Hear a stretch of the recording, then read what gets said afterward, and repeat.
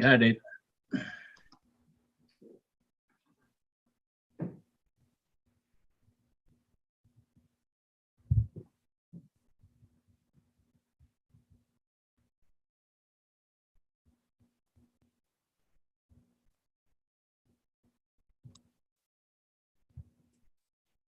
Hi, John. You have a nice background over there. Yeah.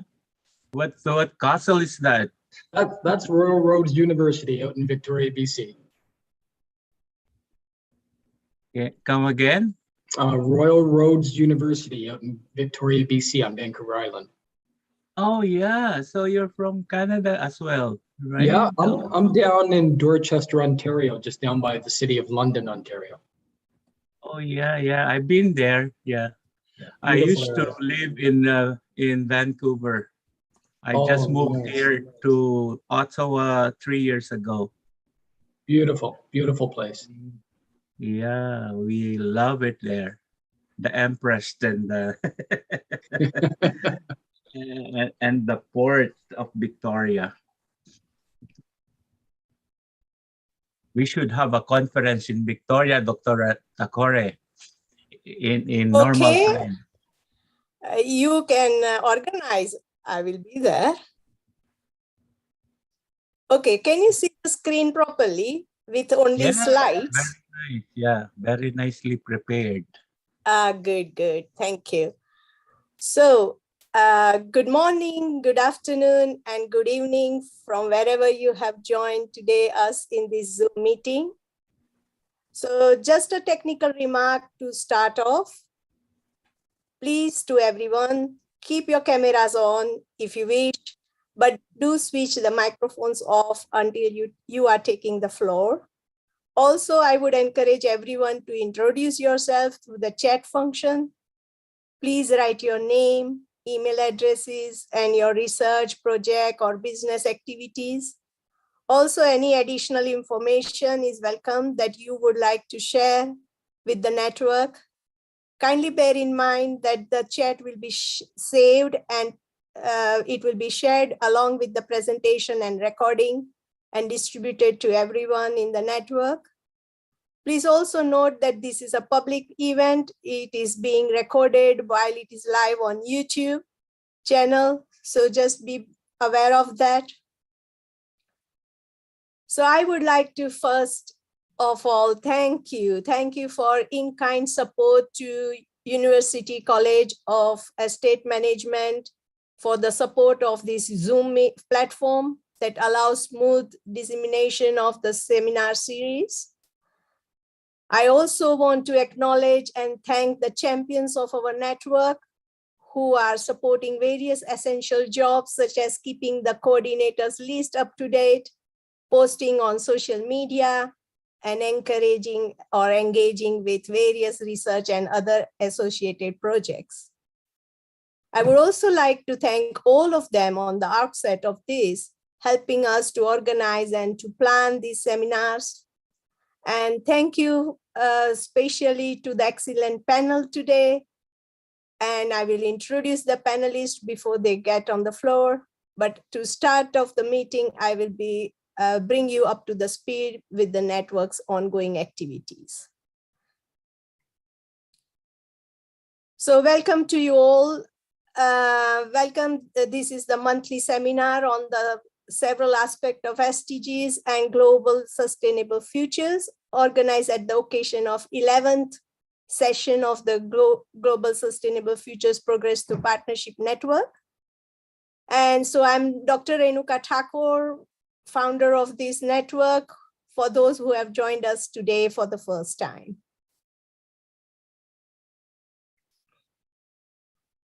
I had a pleasure of developing a short 5-minute TED Talk about our network. And so today I won't go through myself to the slides of our network, but I will be sharing that TED Talk. So please allow and watch for 5-minute TED Talk. So I will take you to that TED Talk, okay? So I will have to stop sharing this and share the another screen.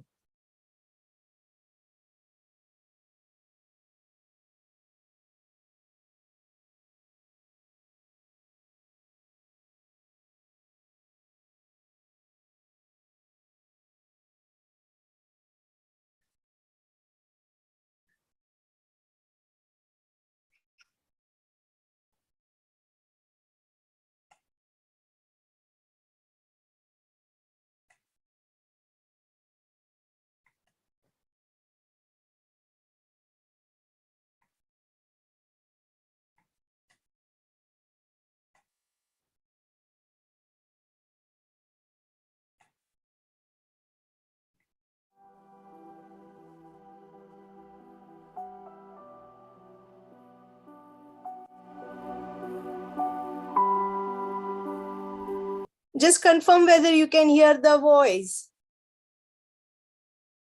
Yes, yes, very good. Thank you, thank you.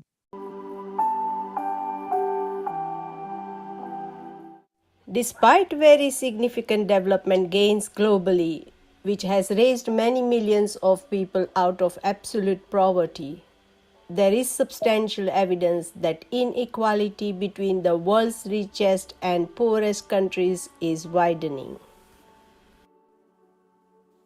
Today, the world has become more complex, and poorer countries have experienced significant economic and social development. However, the inequalities within countries have also been growing, and some commentators now talk of a global north and global south, referring respectively to richer and poorer communities which are found within and between countries.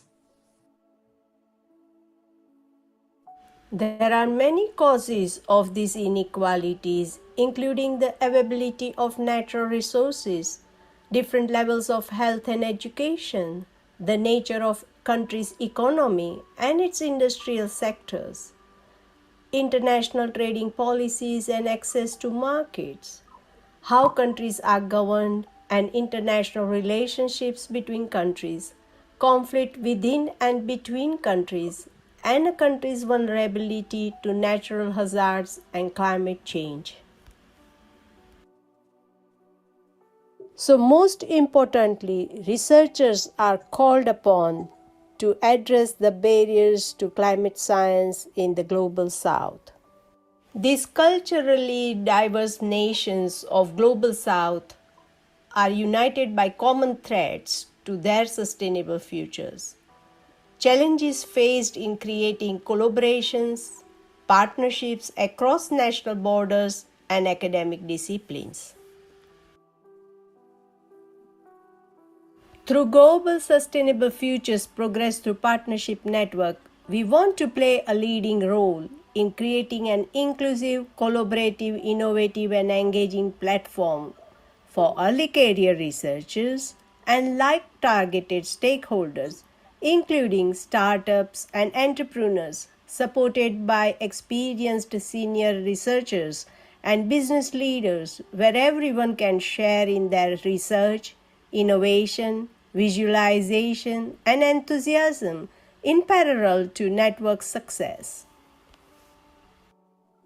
Our fundamental objective is to create a strong research environment, building to a multidisciplinary and multisectoral team of endogenous professionals that would be capable of pursuing and utilizing participatory and integrative approaches in solving public and environmental sustainability problems. Therefore, our priorities are empowering and capacity building, working with researchers to empower communities and individuals, increase independence and support to those who need it, give researchers and stakeholders the legacy of sustainable practices, fair and inclusive, improve economic and social and environmental equality, pursuing development which offers fair distribution and access to good quality life and working conditions. Networking and engagement provide an innovative and global-wide platform to make global sustainable futures progress through partnership network, an effective and well-connected network, transforming traditional society systems to more sustainable systems. And above all, it is sustainability. So, co-create sustainable and resilient development pathways to secure sustainable futures for all and everyone. So, the key focus is mobilization and engagement, building a community of practice, creating a strong leadership, and producing a critical mass of good practices. 800 coordinators from 105 countries have joined me. So I also call upon you to join us and co-create sustainable futures together.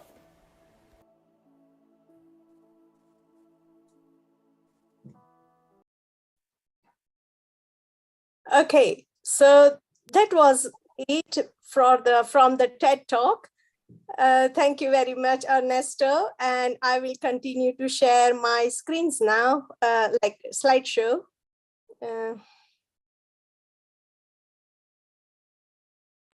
Oh, sorry.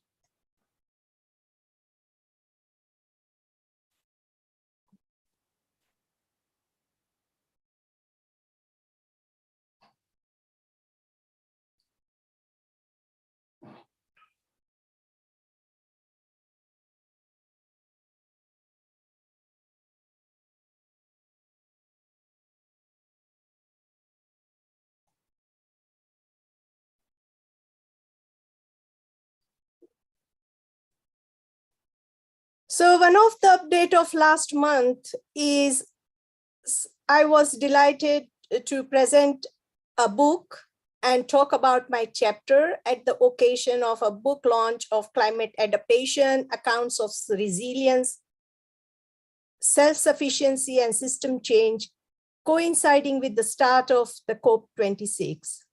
The book is edited by the Earthbound Foundation and is structured in 3 parts and 17 chapters that provide a picture of where the world is heading and what we can do about it.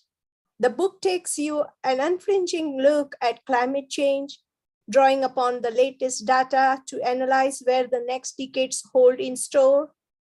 And with atmospheric CO2 at unprecedented levels and insufficient action being taken to prevent a rise in temperatures about 2 degrees centigrade, we are not just looking at significant disturbance, but the possibilities of societal collapse. For the first time, the magnitude of this challenge is faced head on, with avenues to address it as are presented. The case studies and models from over 18 authors worldwide show the way to build adaptation and resilience and what zero emission really mean. The book also provides a platform for those from diverse backgrounds whose unique experience and knowledge bring vital new perspectives. From those already feeling the impacts of climate change in Global South, to community leaders fighting to create natural alternatives. We get a chance to understand the nosas and possibilities of the task ahead. The book is very low price, only $9.99, and I can offer you a copy for free if you want for your library. So please do let me know if you want that copy. And I have also produced a video on this book launch, and I have put the link here, and you may take some time to look at it. I was also invited to speak at an exhibition, an event called Climate Reflections and Witness Report Series that builds on the online exhibition at the Glasgow Science Centre, bringing together the voices of indigenous people fighting for their way of life, and communities in the Global South already in the front lines of climate change, and those in Scotland beginning to explore what this crisis means for our world. So in the panel discussion, we had a conversation between international activists and researchers who work in the front line of climate change impact and community climate workers and researchers in Scotland and worldwide. So I will stop here and I will give the floor to anyone who wants to share any other development among what they have carried out in last few months. So please take this chance to tell your developments here to the network.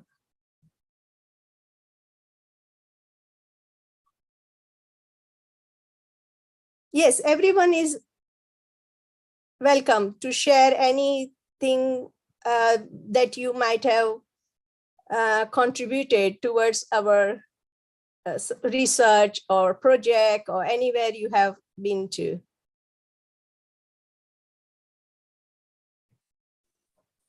Hi, Dr. Renog. I'm Momita here. Yes, please. So I have been working on ESG report and I have been building my knowledge around ESG domain, and it's kind of never ending domain. And this is of highest importance, as we all know at this moment. So since from technical point of view, I'm working on these technologies for a long time, but from the domain perspective, I don't know where else I can contribute in or how I can contribute in. If you can give me a direction that where I can share my ESG knowledge or how can I contribute the ESG knowledge, that would be really helpful. And I am looking forward to people who would like to have an assistance on ESG solutioning from technical perspective, because we can't all blame that technology is responsible for whatever happening around ESG, right? So there has to be a hand holding between technology and ESG solution. So I would like to contribute in that area specifically. Thank you, Momita. Can you just put the full name of ESG for those who do not know here? Did you speak first? Maybe I have missed. Yes. So environment, social, and governance. So Right. the social can be sustainability as well. Exactly. And you come from the technical point of view, and so probably can you just give some examples what technical things or activities you do? Let's say you are a non-profit organization, or you are doing a pro bono activity, and you want to build a ESG scorecard for a particular area. I can help you build that. That's wonderful. Probably you can write a small report on your activity and something like a blog. So that would be wonderful for people to know what you are doing. And yes, we will welcome your talk also in annual event or in future monthly talks. Like if you want to give a extensive explanation on what activities you can do, how you can help, bring some examples, then probably, yeah, many of us would be interested in joining you. Yeah, that would be really kind. Thank you. Yes, thank you. Thank you very much. Anyone else want to share your updates? John Paradis, you have been here for the first time. I'm putting you on the spot. Why don't you tell something about your activities? Well, I'm basically involved in public administration. So I'm very new to this. I've got lots of good foundational education in ESG and then climate adaptation and mitigation. At the local level with local government, and we've recently adopted a climate change plan for the city, and they'll be taking part in that to help with that implementation and looking at all. We're also hiring a climate change coordinator, and part of that committee will be looking at all of our future projects and expansion or growth of the city through a climate lens. So it's very exciting stuff. It's not the big world-changing stuff that a lot of you are involved with, but it is small steps to what I think is success at the local level. So. Thank you. I think we are also not making any big steps, but definitely small steps, small actions all together will make some changes. Definitely. Thank you for sharing this. Anyone else want to share anything? Ambibola, you are also quite doing some exciting projects. Would you like to share anything?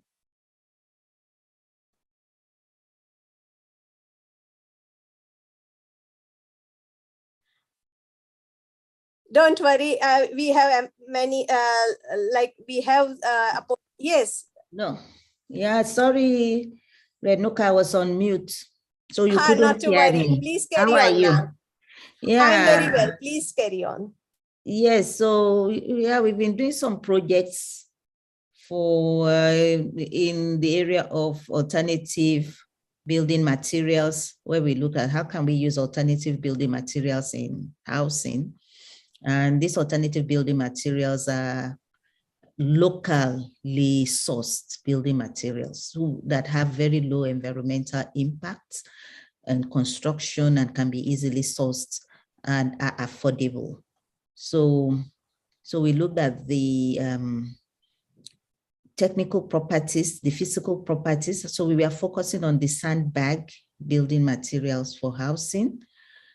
And we are looking at the physical properties. So we are testing it in the lab. And we found that these materials they are very good physical properties. So, but the only problems with the sandbag is that it doesn't have a very good stability. So that's something we are looking at, how to make it stable so that if it's loaded, it does not move.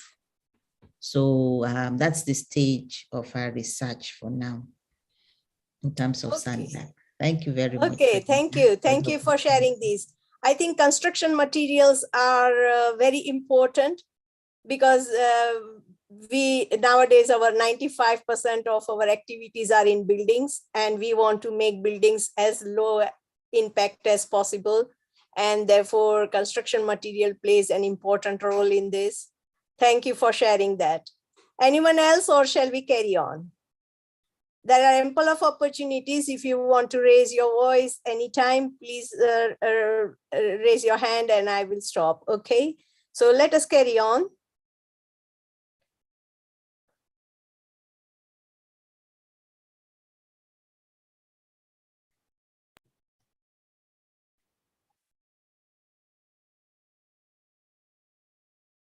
So generally,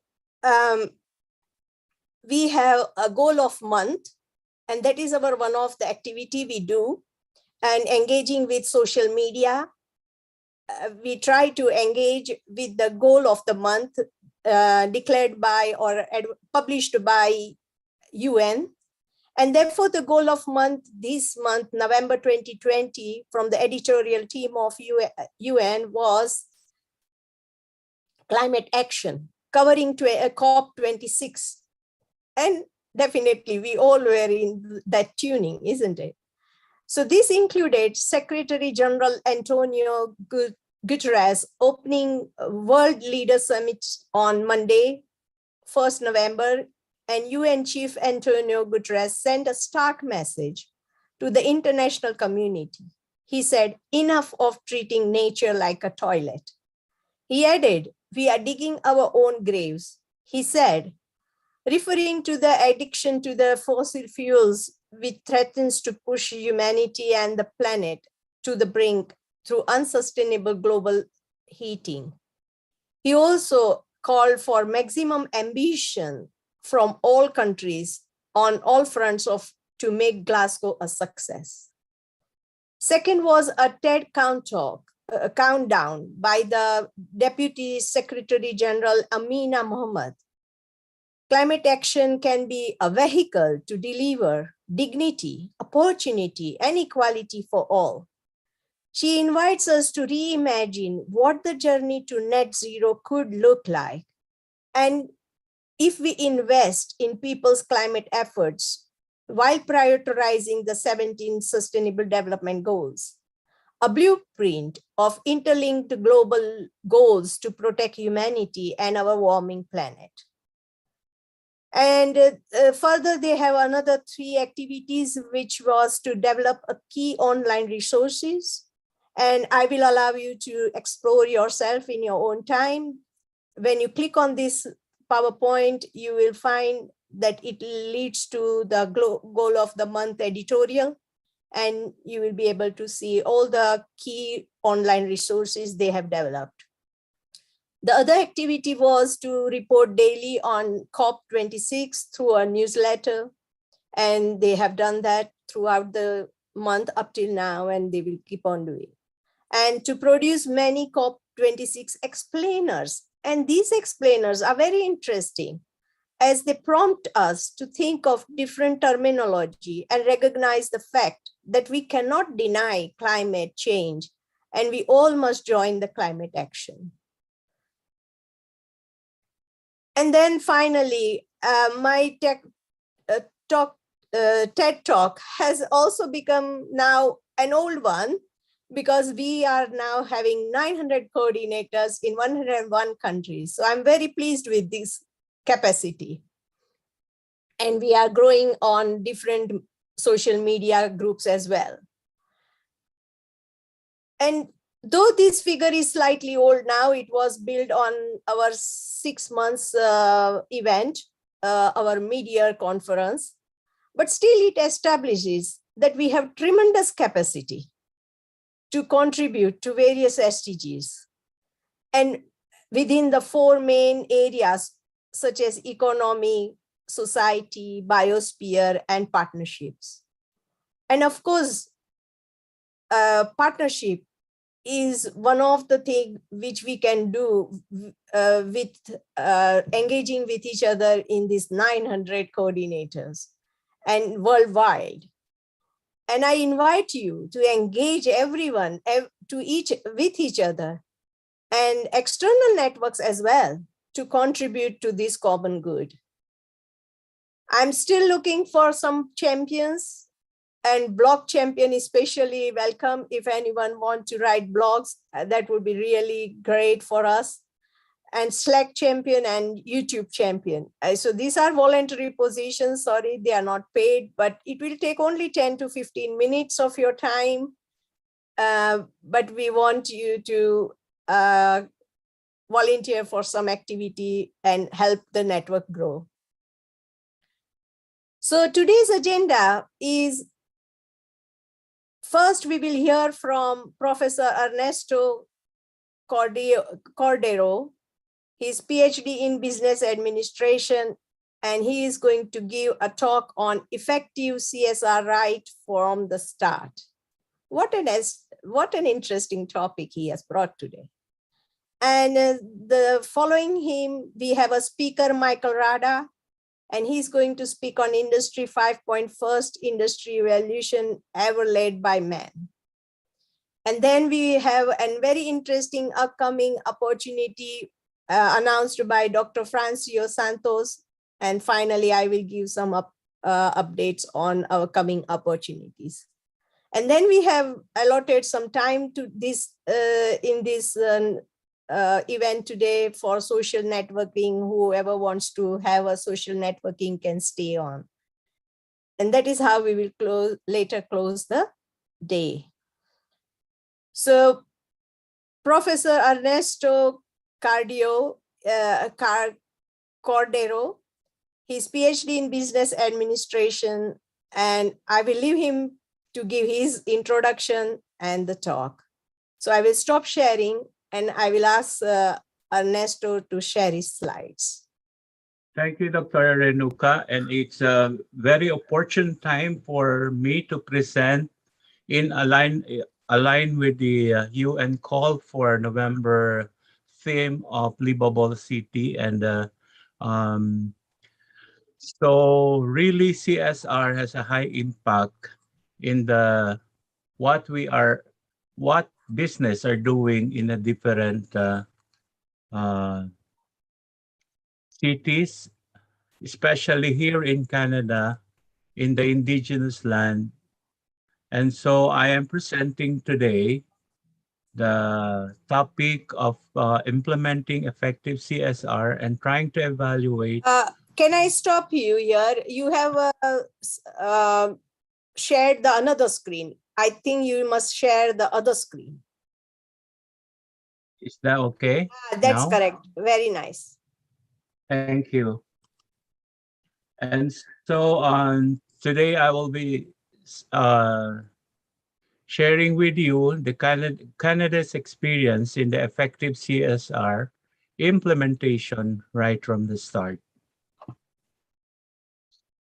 So good day to the world, global viewers from morning, afternoon, and evening. This is the chilly morning from Ottawa, Canada.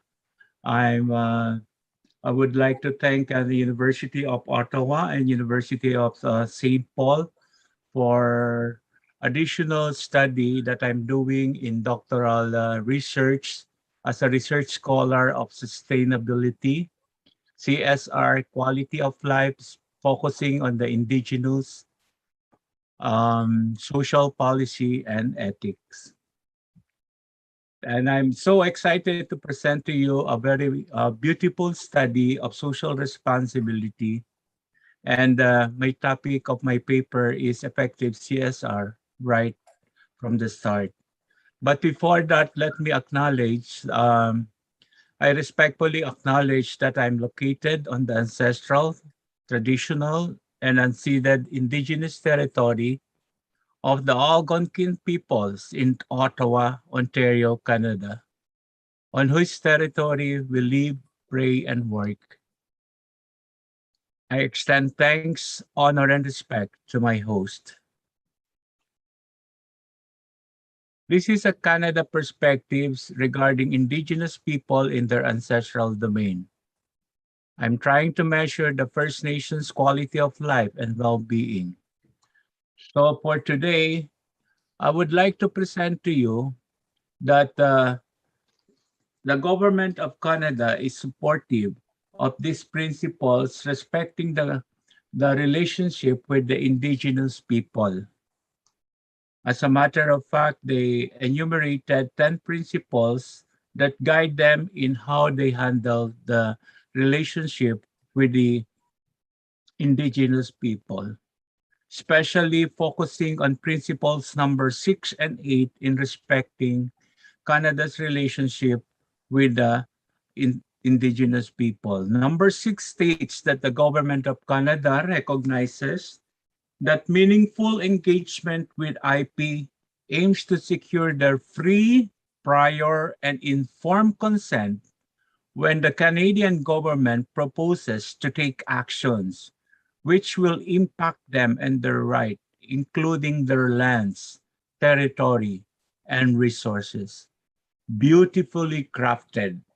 And another one in the principles stated uh, in the commitment of the federal government, the government recognizes as well that reconciliation and self-government require a renewed fiscal relationship developed in collaboration with indigenous nations that will promote a mutually supportive climate as rather for economic partnerships and resource development. This will now entails co-creating a social policy innovation that will now center on ethics and business as proposed for all extractive industry doing their business in the ancestral domain of the indigenous people in Canada. The co-creation, as proposed by the author, will focus on innovation, a social design that will have a social impact in the practice of interrogating system, all international, institutional, economic, social, political, and interpersonal in order to define opportunities for change. Change that give voice to those who has been disenfranchised and marginalized by design. We are following that the element of design is vital to balance the elements. So Canada perspectives on indigenous people in ancestral domain needs an effective CSR right from the start. So I'm recommending a process of approach, which is a bottom-up approach for the well-being of the indigenous people. What then is the bottom-up approach? This is a very common thing in business and in other fields. It's a bottom-up approach involves all members of the team working together to determine the necessary tasks to reach that end result. It helps to improve parties' collaboration as everyone will be involved in the decision-making process and have input in how things are done. Communication will be two-way, and parties will feel empowered to share new ideas with their counterpart. So it's a simple thing that we have been doing for so long. This will enable to assess economic development and well-being outcomes for Indigenous people in Canada and how to improve statistical framework. Why I am so concerned with the data. We base all our decisions, especially in business, from hard facts. It's not gut feel. We base all our decision based on hard data. And so we can only improve the well-being outcomes for Indigenous people if we improve statistical framework and data governance. The profile of Indigenous socio-economic and demographic trends that examines Indigenous community well-being and importance of geography, particularly remoteness and its implication for economic development. Profiles of Indigenous business included entrepreneurship and community-led economic development are then brought to the table and discussed. The study ends with a discussion of how Indigenous data could be improved in terms of data collection and dissemination with a specific focus on understanding Indigenous business and economy. Examples of that is that, for example, Indigenous peoples, we are aware, are diverse people with unique cultures, histories, and languages. There are different ways to self-identify as Indigenous on the Canadian consensus. There are First Nation, Métis, Inuit, or a status Indian, or just a member of a First Nation Indian band. For around 1.7 million individuals in Canada, self-identify as Indigenous people, corresponding to 4.9 of the total population way back in 2016. And there are among different prominent groups. Comparing the non-Indigenous population, the Indigenous population is younger, growing faster, and more likely to be in predominantly rural region. So approximately 60% of Indigenous Canadians compared to 33% of non-Indigenous people live in predominantly rural regions. Another thing to consider, although the well-being of the Indigenous people has improved in Canada over recent decades, if we compare the pace of improvement, it lags the Indigenous population and there are gaps in the well-being have increased. These gaps are also longer in predominantly rural regions. The Indigenous business sector will play an important role in generating wealth and jobs for local community. That's why extractive industry are very prominent in the key provinces of Canada. They are more likely to export and a higher propensity to innovate. The National Statistical System for Indigenous Canadians is advanced in the international context, but gaps remain in terms of business data. As I said earlier, the data should be hard and incorporating Indigenous values and perspective into the well-being framework will adds up the quality of life or well-being of those that are directly affected by the extractive industries activities done in their ancestral domain. In addition, more can be done to improve local area data and build the data capabilities of Indigenous organizations. By establishing an agreed national indigenous business, recommendation is to improve the quality of data about the indigenous business and entrepreneurship in ancestral domain.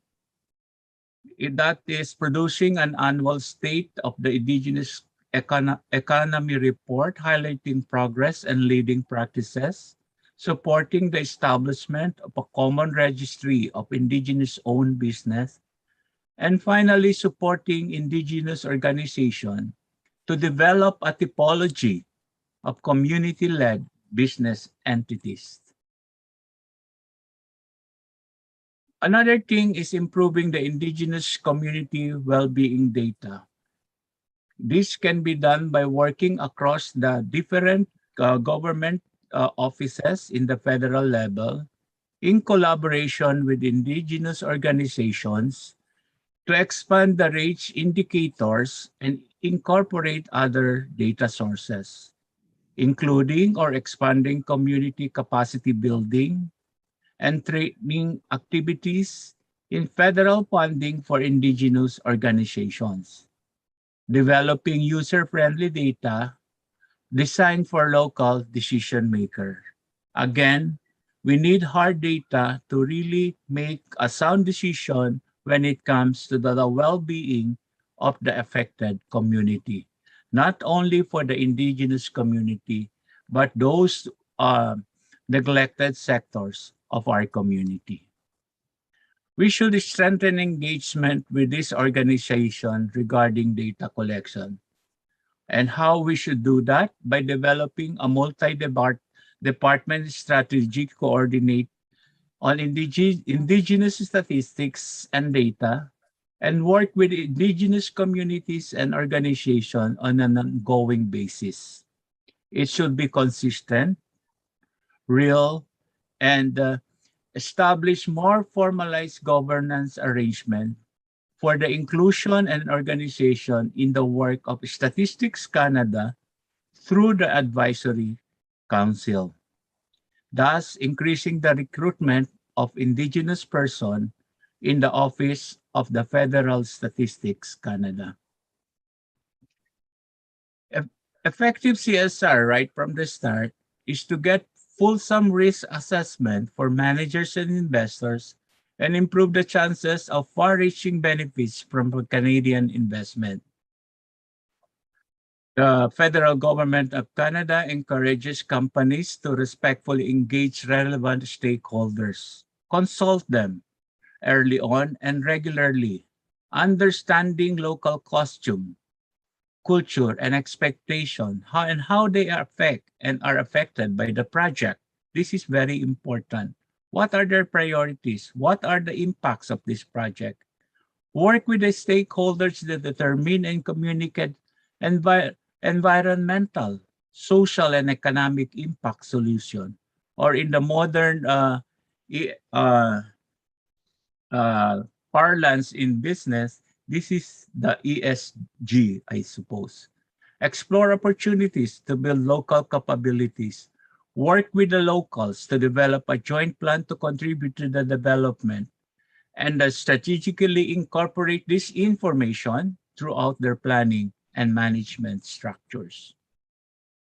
This would include, but not limited, by adopting the Action 92, a call upon the corporate sector in Canada to adopt the United Nations Declaration of the Rights of the Indigenous People as a reconciliation framework to apply its principles, norms, and standards to corporate policy and core operational activities involving Indigenous people and their lands and resources.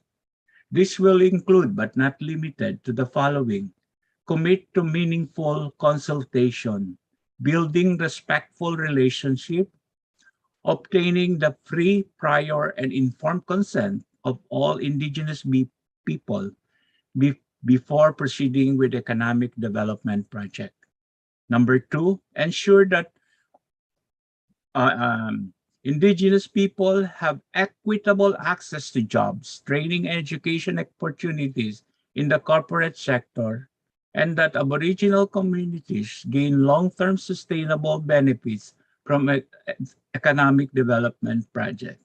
And lastly, the corporate should provide education for management staff on the history of Aboriginal people. This is very, very important, including the history and legacy of the other issues of the indigenous people, treaties and Aboriginal rights, indigenous law, Aboriginal Crown relationships. This will require skills-based training in intellectual competency, conflict resolution, human rights, and even racism. This reconciliation should be based on ethics and economics, co-creating social policy, the road unexplored for real reconciliation, as always for decades, are cries in the wilderness. That brings us to Indigenous people reconciliation, and it's a matter of knowing them. But how well do we know them? That's why we have to establish a hard facts, a hard data, and applying the ethics of care surrounding the initiative. What is the ethics of care? Simply, it is parallel to what the federal government is doing. The ethics of care is a normative ethical theory that holds that moral action center on interpersonal relationship and care or benevolence as a virtue. An ethic grounded in voice and relationship, in the importance of everyone having a voice, being listened to carefully in their own right and on their own terms. And they should be heard with respect. Thus, co-creation can be achieved. An ethics of care directs our attention, the need for responsiveness in relationship, and to the cost of losing connection with oneself or with others. Its logic is inductive, contextual, psychological, rather than deductive or mathematical. So, to co-create that social policy, we need all the three sectors, the extractive industry, the indigenous people in their ancestral domain, and the federal government to sit together and, and aspire to create this social covenant. This will lead to unity, diversity, inclusivity, equity, even before the UN Sustainable Development Goal was highlighted in more decades ago. This is Ernesto Cordero. A big thank you, as they said, Shimi Kwek, mercy and thank you. Good morning.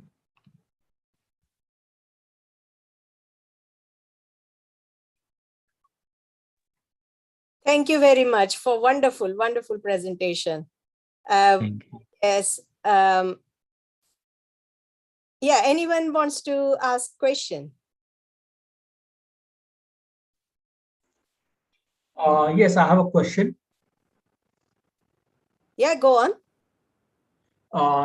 Mr. Ernesto, I want to know whether this CSR projects that I've taken care of, is there any rural integration, or it is the jobs are given in the urban areas? Can you repeat that again? I switched with my slide, so I didn't get the portion of it. Is The there CSR projects that you are having, they are related to rural projects or urban area projects? This is actually a research study, if I get it right. I'm doing a doctoral research as I am a research scholar from the University of Ottawa and University of St. Paul, doing a part of the Truth and Reconciliation regarding Indigenous people of Canada. You know very well that they are being served and well entrenched in the society offhand. but still there are so much things to be done. And we are proposing this as part of the Truth and Reconciliation Program as proposed by the federal government. So this Yes. the study is will be conducted in the ancestral domain of the indigenous people. Yes, but indigenous people in rural Yes, areas or hold such on. urban Hold on, Ernesto. The question was that whether you are focusing on rural communities or rural areas or urban areas. Yeah, I believe that it is focused on rural areas. yeah, it is because we're focusing on their ancestral domain, which are located mostly in the rural areas. And that's why they are being neglected because of the distance. And solely from that, they are, I mean, least prioritized. And that's why we are proposing this social covenant. Thank you. Okay, Thank thank you, you. Dr. Ernesto, my question was regarding like stakeholder engagement. You mentioned that bringing their voices to the table is very important. And therefore you will have to engage with all these people. Now, when stereotypically or from traditionally, they had no voices. So is there any supportive instrument or supportive framework you are providing them that they can raise their voice and come to this platform where you are asking for their voices? Actually, just recent development in Canada, our Governor General, and John, I suppose, knows this, that we appointed an indigenous person in the name of coming from there. And I strongly believe that with the appointment of the Governor General, that means representing the monarchy, the Queen Elizabeth, to who heads the government, titular head of the government. Just the mere presence will send a good message that we should look into it. And I think little by little, there are advances or initiatives towards that. Thank you. Thank you. Thank you. Yeah, I think I have heard about one case like this where in Greece, you need to have some special cell or a special facility to encourage them and bring their voice. Yes. Thank you very much for sharing. Thank you. Yeah, that's a good research. suggestion. Yeah. And but I have a strong belief that the federal government is doing their best. It's a matter of uh, retuning or refining how the howness, if I may call it, how they solicit feedbacks and sit on the table and represent the real idea and try to bring out what really they want to. You might be gifting someone which is not necessary for somebody, even if it's the most expensive thing, right? But if it is not their needs, therefore, they will not put value on this. I done a study in one of the plantation estate in the Philippines, in farther rural area in southern Philippines, which where the natives are there. And you will be surprised the result of the study that I presented the first time, that their priority is not even economics, but environmental, the love for the environment. And I believe that is one of the highlights that should be brought upon to the discussion. More than anything else, they really love their environment. And any distraction or threat that will come upon them, they will really defend their turf or their ancestral domain. That is sacred. That is their values to value, and they have relationship with the nature. And I suppose this is recognized by the federal government. Thank you. Yeah, thank you. Thank you very much. I think the people who are engaged with the nature know that nature is their, the mother of ecology, Yes, I agree. economics. Yes, thank you very much. I will now welcome just let me share my PowerPoint.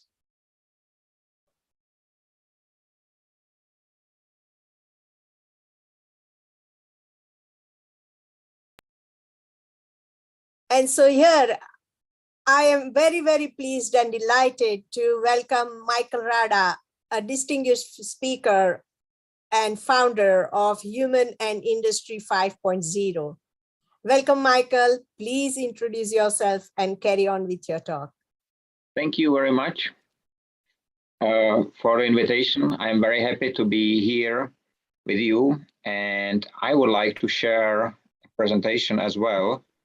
Can I have the right to share? Yes, please carry on.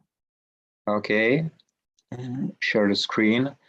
I am very happy to be the next one after the previous speaker, because Industry 5.0, even the word industry is there, it's generally based on people, based on human. And my name is Michael Rada, I'm human.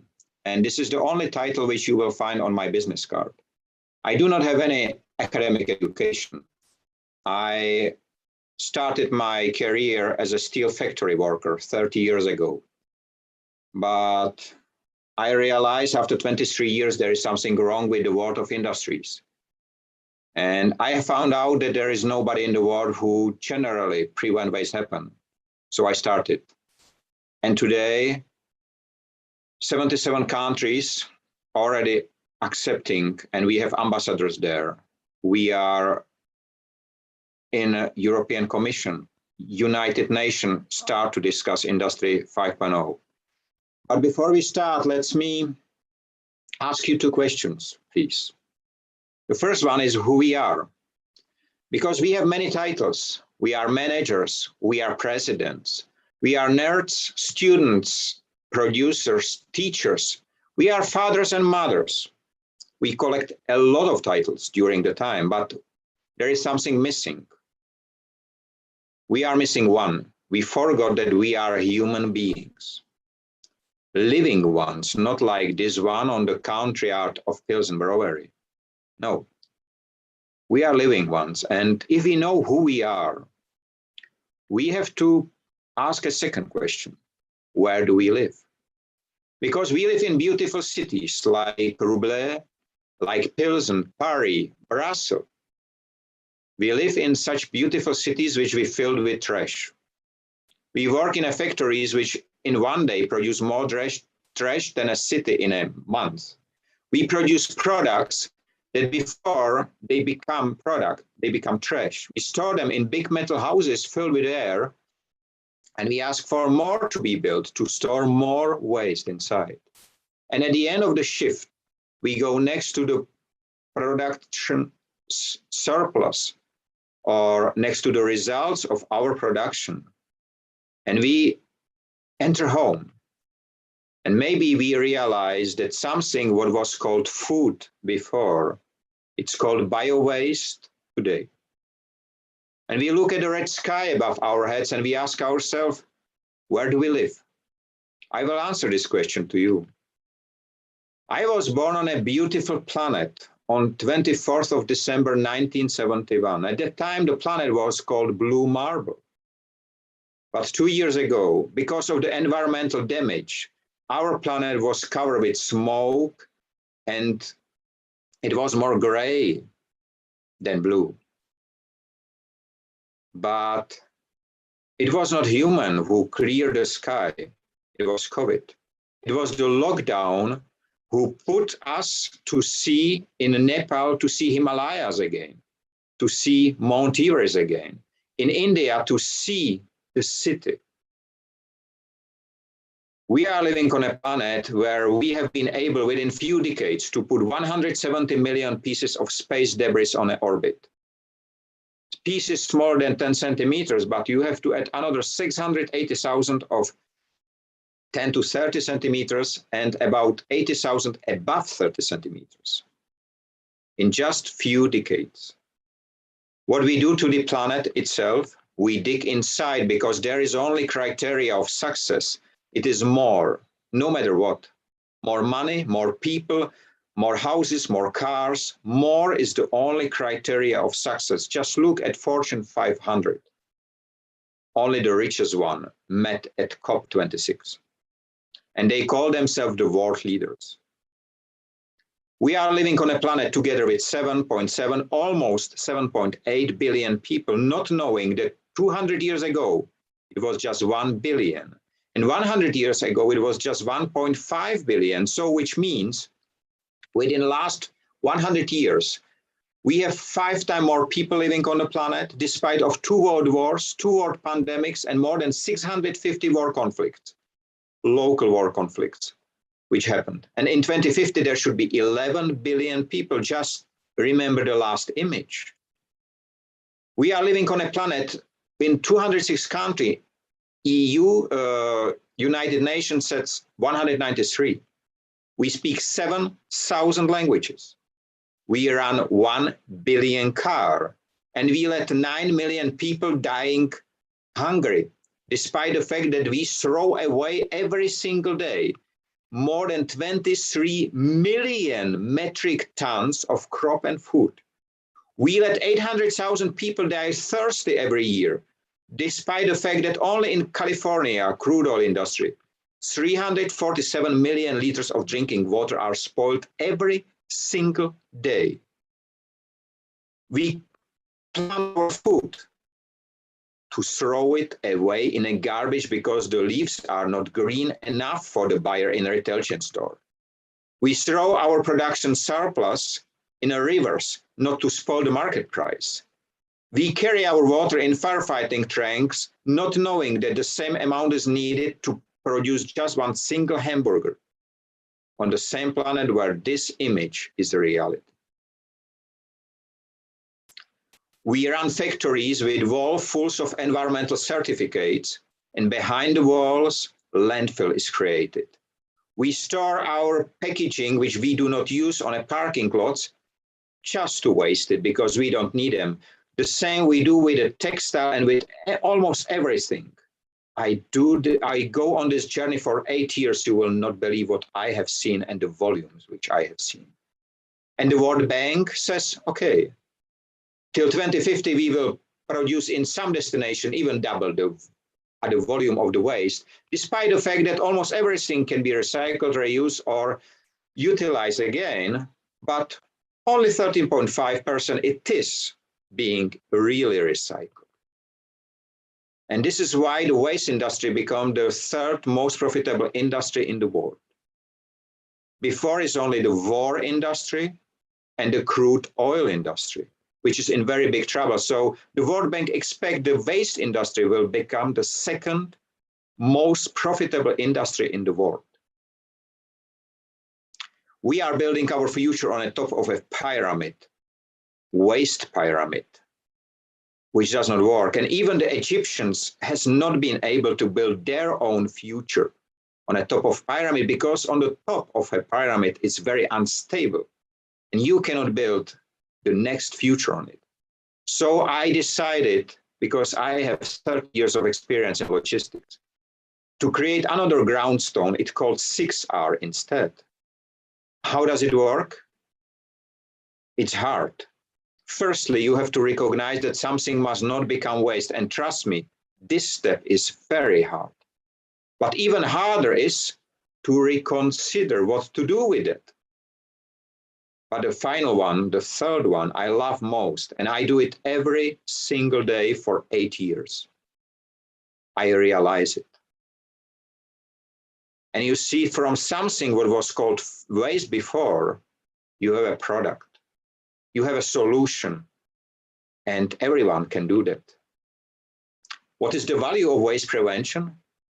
It's 8 times global GDP, $475 trillion every single year. And already after implementation in a first year, you can cut by 50% the waste management cost. Because of that, and because of the fact that, unfortunately, there has to be written a waste prevention legislation for the first time in human history. Not a single time there was something like this needed. We are not living in an ice age. We are living in a waste age. And I spent 8 years to write this legislation. And how does it work? Very simple. Nothing that can be used or utilized again must become waste. Everything must be considered pre-waste existing resource and remain in the system. And the secondary use and utilization is not limited by the primary function of a product or material, but can be executed by everyone respecting the regulation and safety conditions. Collecting, sorting, bulling, trade, transportation are not being considered anymore as secondary utilization. And if not utilized on primary location, it must be offered to others before being wasted. And please understand, there is no waste if we do not waste. And how waste is being created? By wasting. So what is wasting? Wasting is the process in which material or product of any kind, form and volume become waste. Wasting is a system failure and must be prevented from the very first moment without any limitation or restriction. And wasting is not a feature of a product, but a result of human behavior. And single use represents one of the most common forms of wasting. But the previous speakers speak about the knowledge and experience and know-how of our ancestors. And yes, this is nothing more than a logic. But because of all the money, because of hunting for more, we forgot this logic. I am speaking to you from the heart of Europe, Czech Republic. Our government says that we are recycling 92% of all, being the best, one of the best in Europe. The reality is that we recycle 2%, because the 92% is just sorting. But recycling is a lie. It's a good idea in the wrong hands. So what is Industry 5.0? Industry 5.0 is not the fifth industrial revolution. It is the first industrial evolution ever led by man, by human. It is the new mindset of people and businesses from wasteful to wasteless. It is interesting because it delivered the results without the need of capital investment, and it's based on the principles of industrial upcycling. And it utilized the rich on-the-ground minds, including the knowledge of our ancestors. And it's based on transparency, profit sharing, and efficiency. And what is not? It is not a buzzword, sale or a product. And as long as I will live, it will not become something like that. We are living in the age of digitalization of our education. We are living in the time of digitalization of our leisure time and of our work. So it looks like that the only thing which is needed is to digitalize the human to be perfect. But do you know how will our home look like after this step? Like this. Because data don't need any light. I have realized that a decade ago, 8 years ago, I started my journey. I started to build new world, wasteless world for all. And I am not alone. Currently, there are 77 ambassadors all around the globe representing Industry 5.0. This network was created within one single year, giving the access of systematic waste prevention to more than 65 people, 65% of global population. So right now it is your decision which way you would like to go. And as I said, I am not academics. I made and I prevented myself 1 million metric tons of products to become waste just with these hands and with my clients. And I did it without any support, financial, any funding, any incentives. And I don't look at the people like whether they are Aborigines, whether they are old, young, no. There are 4 types of waste. Physical one, everyone does understand this is the trash. But then we prevent social waste to happen, which are the people who are not allowed to live meaningful life. The third one is urban waste. Empty buildings, factories in cities where homeless people are living, and many more. And process waste.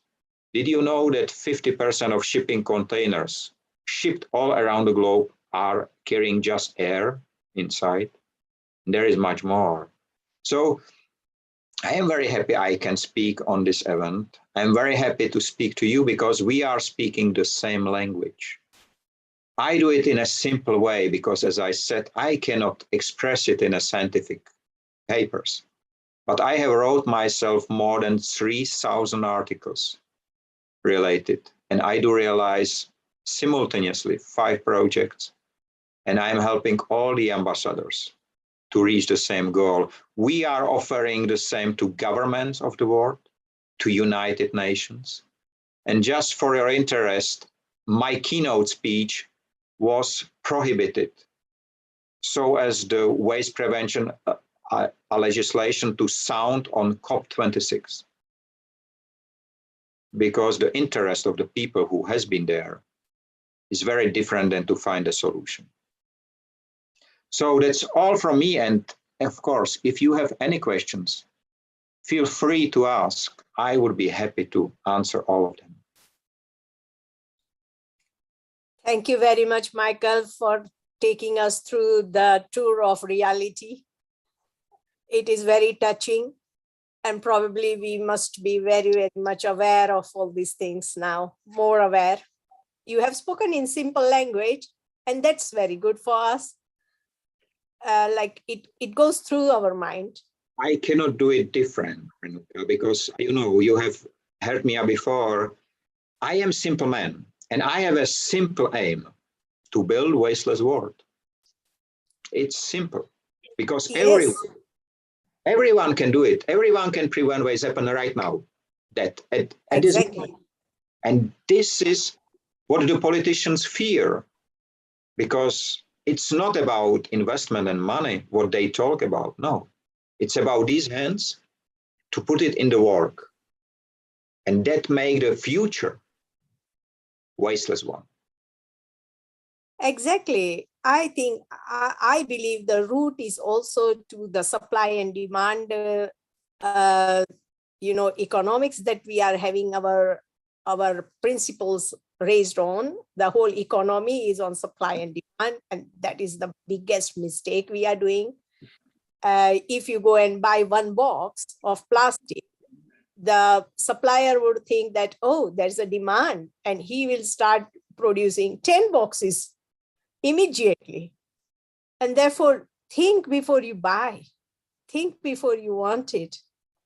You said it exactly. The biggest issue in the economy is not only the hunting for more, but the issue is generally, I don't know where this happened, at which time, but generally the production is not matching the real consumption. It's like scissors are opening more and more.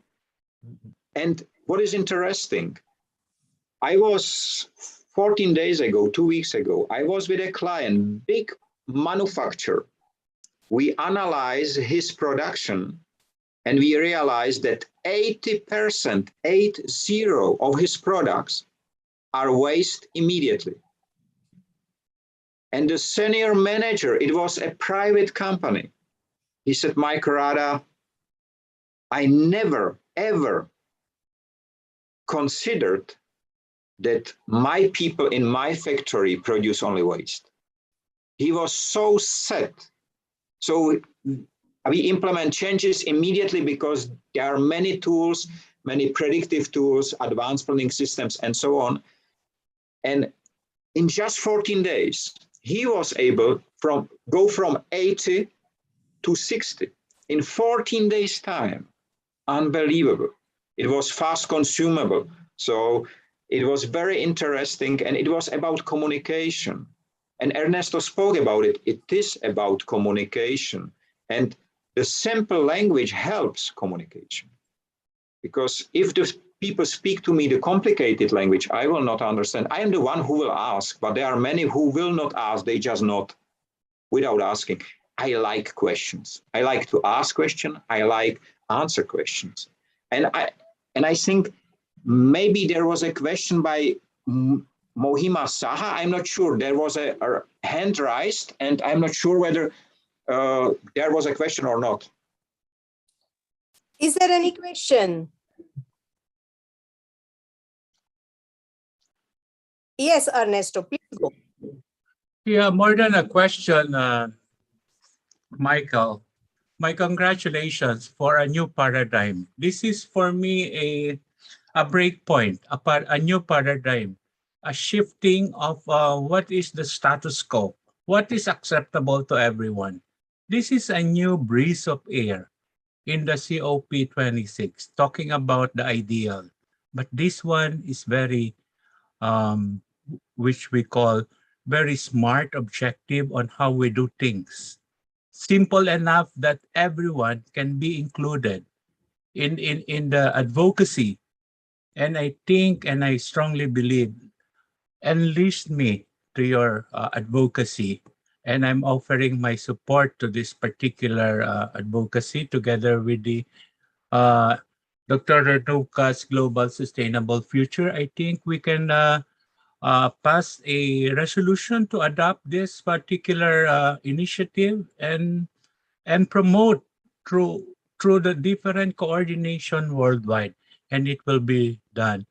I'm actually I would like to ask if we can share, if you can share your presentation and share it with our circle of influence and probably to some professors and teachers to open the eyes of our young people.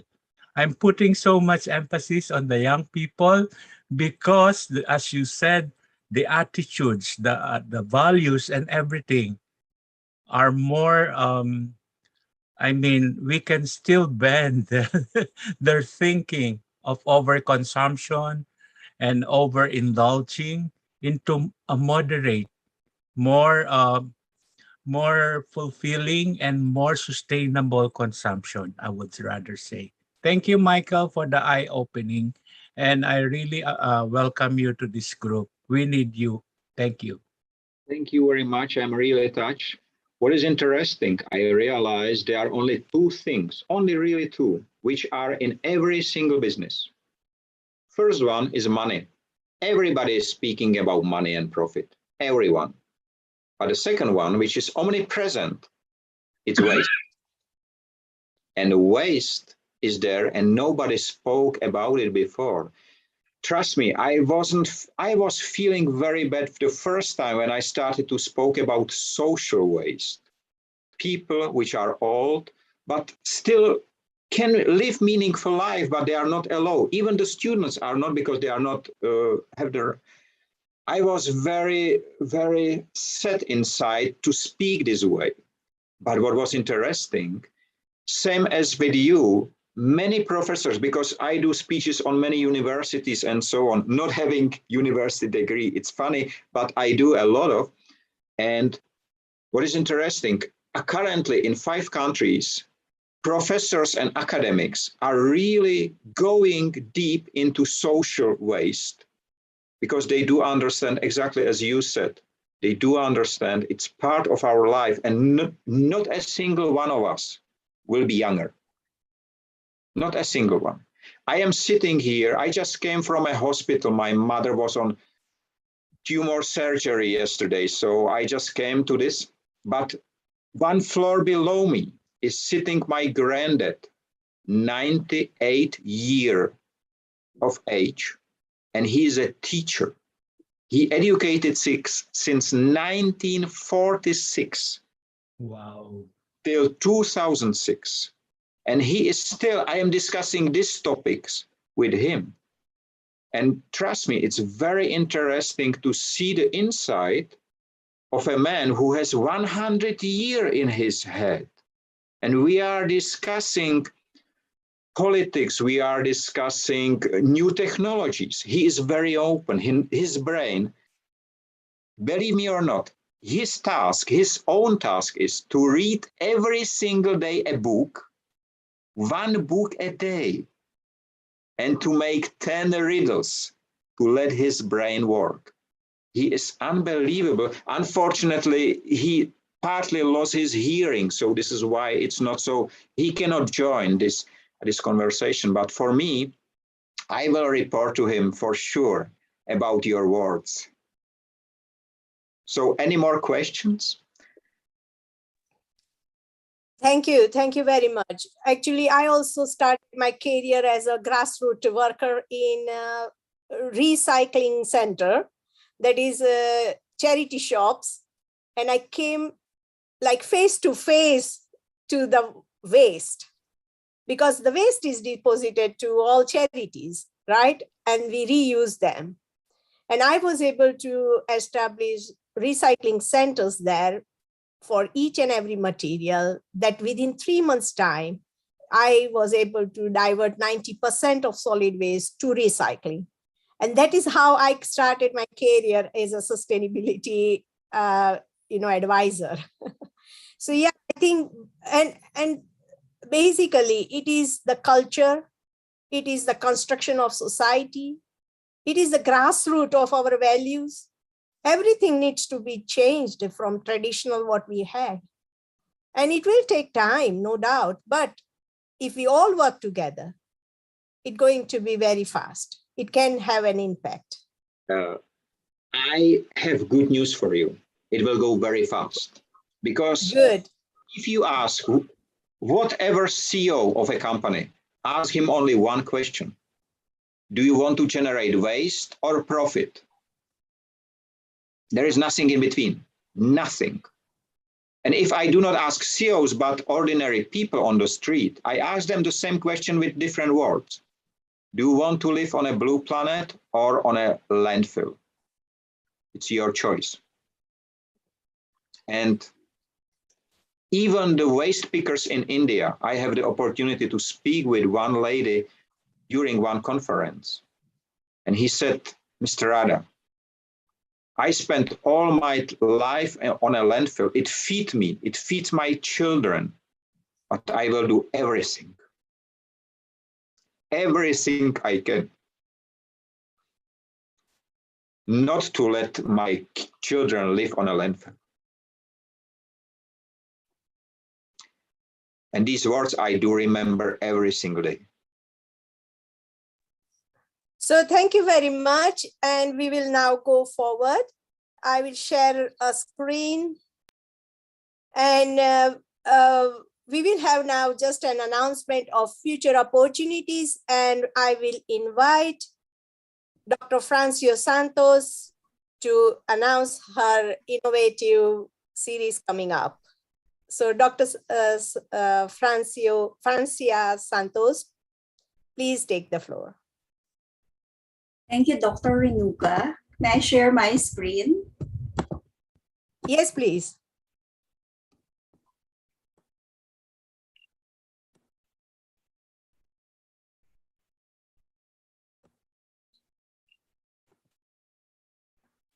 Okay, so this is just an announcement. So Shaping Sustainable Futures Together series is actually spearheaded also by none other than the founder of the Global Sustainable Futures Network, Dr. Renuka.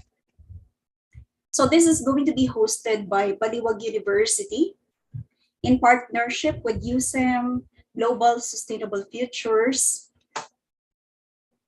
Maastricht University, and the OPEDUCA project.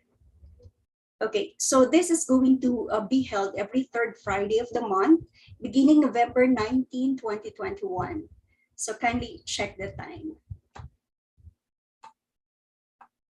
So the objective of the series, so it aims to enhance understanding of sustainable development from an action-based perspective, envisioning the empowerment of all participants to take an active role in shaping sustainable futures. So there will be 6 online events. So the topic on session 1, it's going to focus on introduction to sustainability. Second, systems thinking and problem analysis.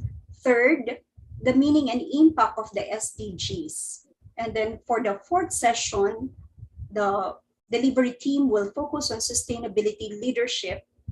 5th, global sustainability and corporate social responsibility. And then finally, on the last session, they will focus on leading sustainable transformation.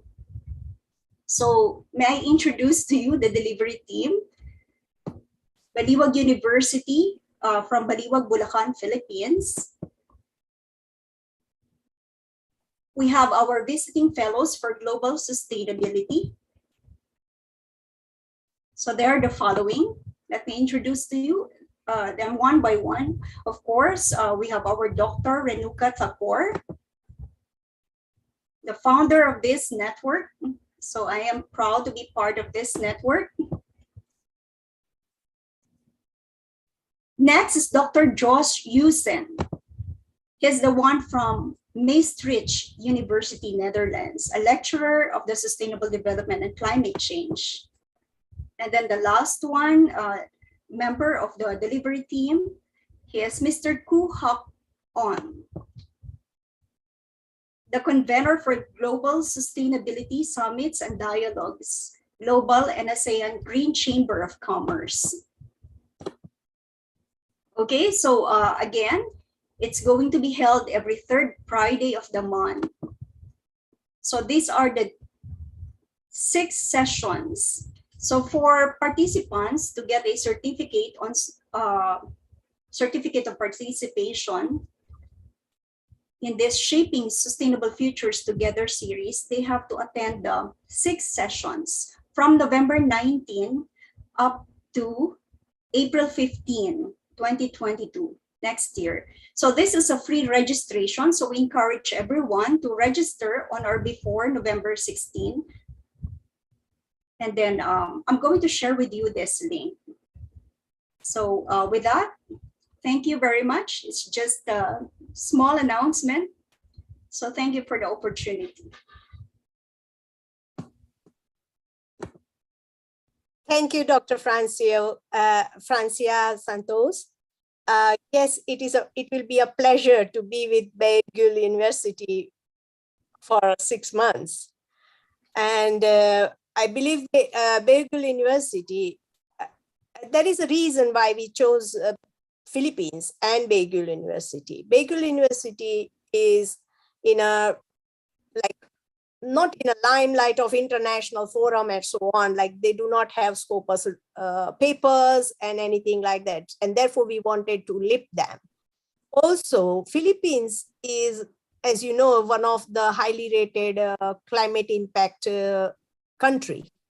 And we thought that free series of such educational series might help people to like be aware of what they need to be doing, or at least the discourse of sustainability will start among the community. And that is just a try there. And therefore, the president of Baigul University, Dr. Patricia, is very, very optimistic about this and enthusiastic lady.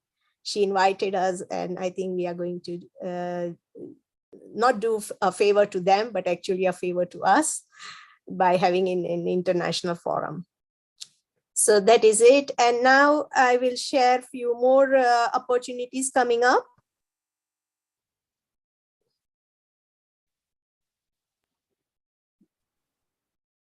I have already announced these, but there is a topical collection, the role of education in the implementation of UN Sustainable Development Goals, how sustainability education influences consumption and production systems and contributes to achieving Sustainable Development Goals. And this call is open.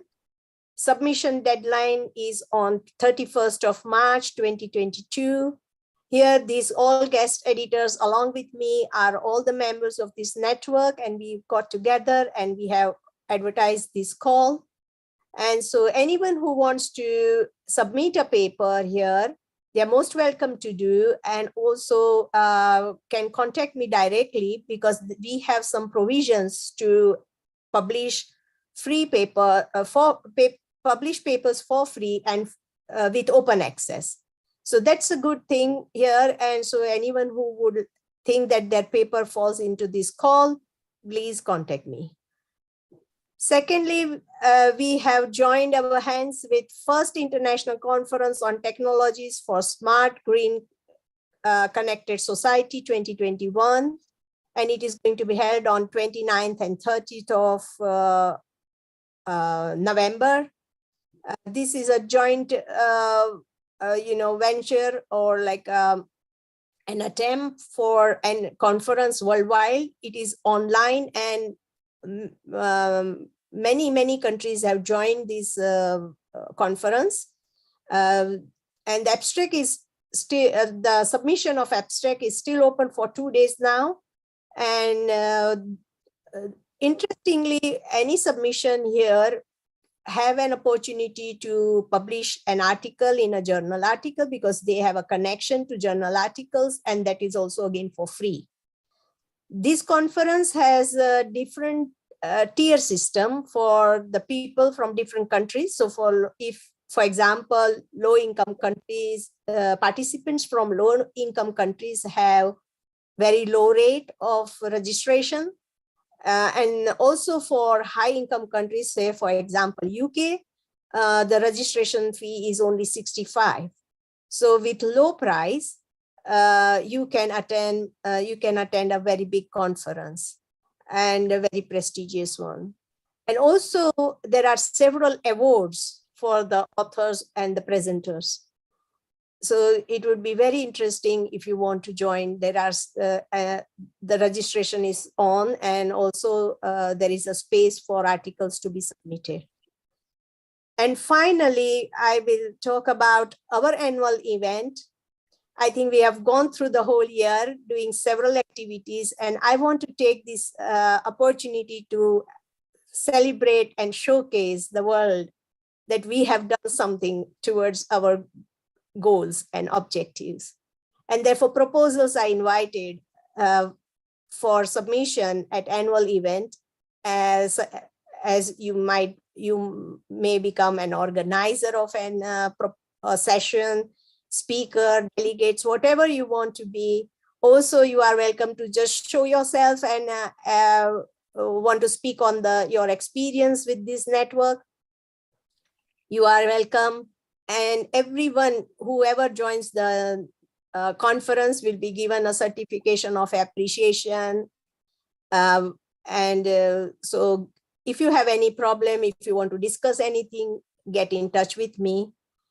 And here, these are all self-nomination form. We have self-nomination form as part of an appreciation. So you fill up what you did for the network or how you engage with the network, and we will decide whether we want to present you a bronze, silver, or gold level certification.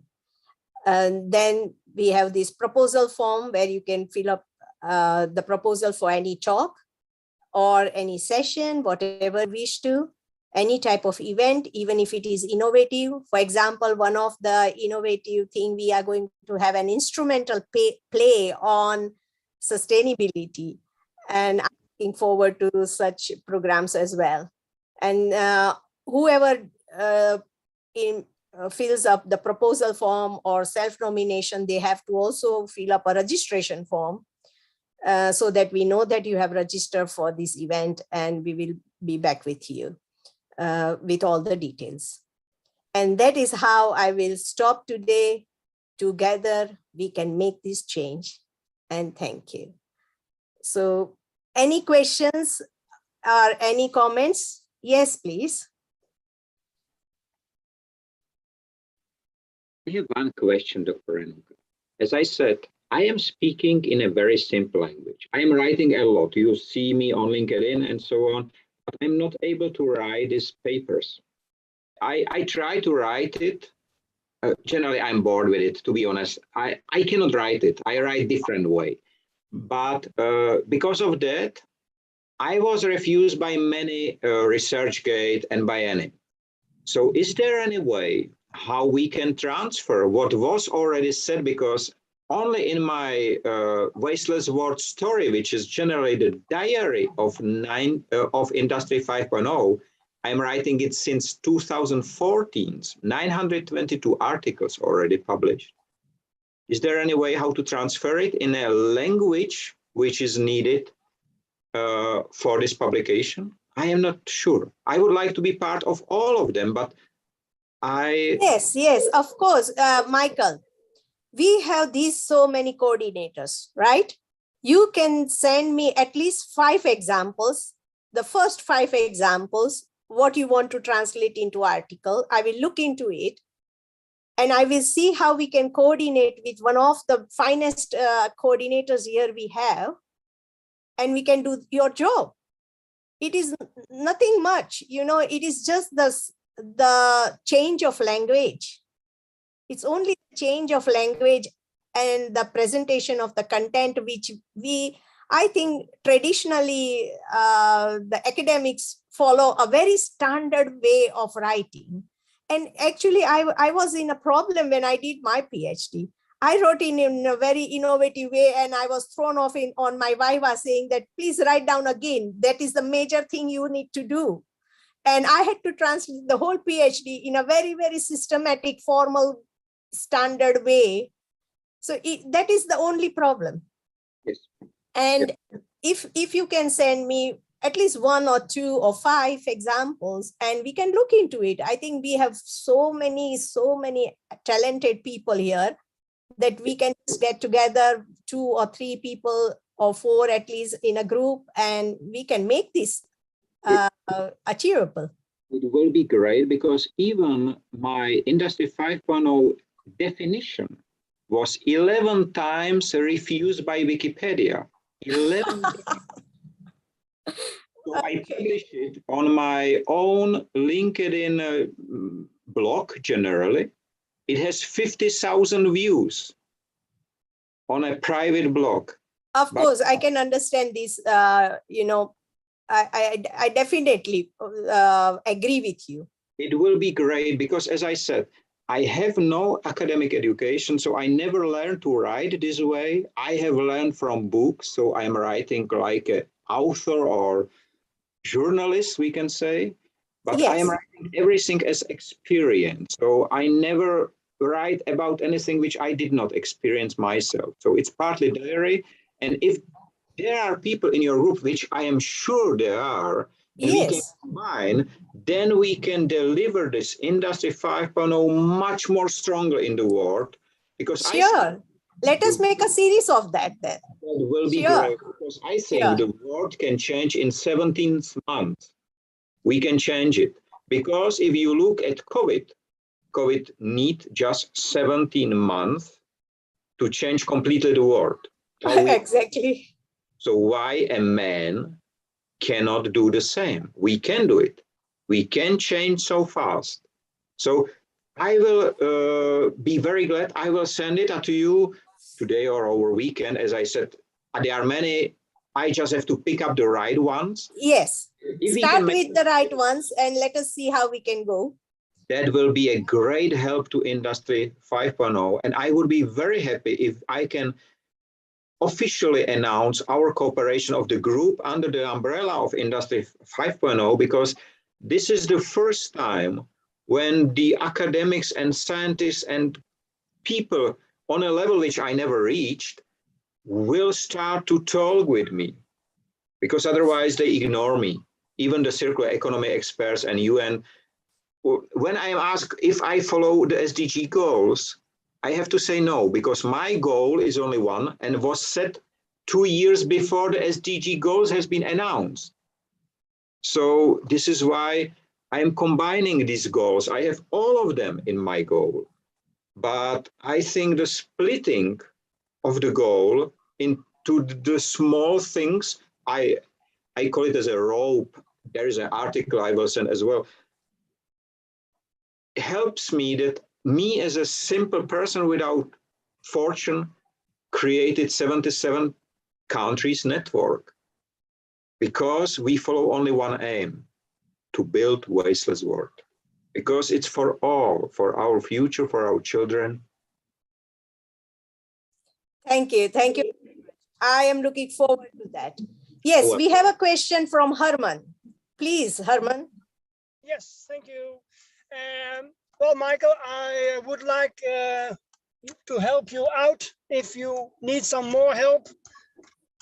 I'll be there. I have put a link from my LinkedIn in the chat, so you can also contact me and I will support you. Thanks a lot. I will use it immediately. Okay. And it's for everyone. LinkedIn is even for me the most frequently used tool. So my LinkedIn profile is there as well. So please send. Great, I just linked. And let's do it. That's really, really great event, Dr. Renuta. Thanks a lot. I'm driving, so I must put my hands on the steering wheel. So, but okay, yes. Thanks a lot, and you will have my invitation soon. Thank you. Okay, thank you. Bye bye. Bye. Thank you. Thank you, Herman. Thank you. Yes, Francia has one question. Yeah, I really admire the presentation, and he has great ideas, Mr. Michael Rada. That is why I'm also interested in reading his articles. And I think, I believe, you know, the world needs you and you should multiply. So someone like Mr. Michael Rada should multiply in this world. So it's really needed. Thank you. Thanks a lot, Francia, but I think you are my multiplication already. I am giving so-called wake-up calls, and every single person in the room, no matter whether I speak to children, seniors, CEOs, this message, and I am very happy about it. It's really waking up. The second necessary thing is that I'm giving the tool, because if you are, generally, if you wake somebody up in the morning, even if you wake yourself up, the first thing which you will try, you will say, I will sleep a little bit more, because it's unpleasant to wake up. But so you have to give, and I have the tool, and this is called Industry 5.0. And this tool is that if you wake up, you can immediately try. And that's the great part, because you touch the result. And trust me, for 8 years, at the beginning, I need days and months to this 3 hours to do something. Right now, the same second you show me something, I have the idea. I am improving my brain continuously. It's working. I don't know how it works, but it works. And with everyone, that's great. And I will put in the chat one link to this diary, okay? It's called The Wasteless World. I just put it there. And as I said, don't be scared, because it has 922 chapters already. So I am writing for 7 years. It is there, and feel free. As I said, I am so happy and honored to be on this chat with you, with all of you, and I hope I will become part of your group. You are already part of our group. Thanks. And that's why you are invited today to talk. So, of course, it was a great pleasure to hear both of you, Ernesto, and though we only had 2 speakers, but you have filled our today like it is an outstanding contribution. So thank you very much. I don't know why we did not see, do everyone see the chat, what Michael has put in? I cannot see, maybe something has gone wrong.